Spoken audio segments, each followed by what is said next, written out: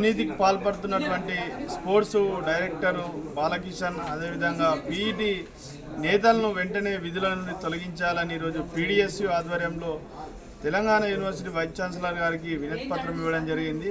ఎందుకంటే గత నెలలో డిసెంబర్ నెలలో పురుషుల ఖోఖో టీం ఇక్కడ నుంచి 12 మందిని తమిళనాడుకు పంపించడం జరిగింది. వీరి కోసం 76,800 రూపాయలు ఈరోజు యూనివర్సిటీ నుంచి స్పోర్ట్స్ వారికి ఇవ్వడం జరిగింది. కానీ అందులో 40,000 మాత్రమే ట్రావెలింగ్ మరియు ఫుడ్కు ఖర్చు చేయడం జరిగింది. మిగతా సంబంధించినటువంటి 36,800 రూపాయలని వాళ్ళకు ఆ డ్రెస్సులు కానీ ట్రాక్ షూ కానీ టీమ్ కిట్ కానీ ఇవన్నీ ఈరోజు వాళ్ళకు కొనియకుండా ఈరోజు నెల రోజులుగా క్రీడాకారుల నిర్లక్ష్యం చేసిండ్రు. అదేవిధంగా నిర్వహణ కోసం ప్రతి టీం నుంచి వసూలు చేసిన డబ్బుల్ని ఈరోజు స్పోర్ట్స్కి యూజ్ చేయడం లేదు. ఇట్లా చాప కింద నీరులాగా ఆ స్పోర్ట్స్లో ఈరోజు అవినీతి జరుగుతున్నటువంటి పరిస్థితులు వెంటనే వీసీ గారు ఎంక్వైరీ చేయాలి. ఎంక్వైరీ చేసి ఈరోజు వెంటనే అవినీతికి పాల్పడుతున్న వారిపైన వెంటనే చర్యలు తీసుకోవాలి.